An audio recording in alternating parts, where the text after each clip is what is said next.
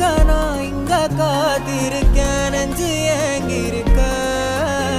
உன்னை பார்க்க வானத்தை தாண்டியும் வந்து என் காதல காமிப்பேன் நான்.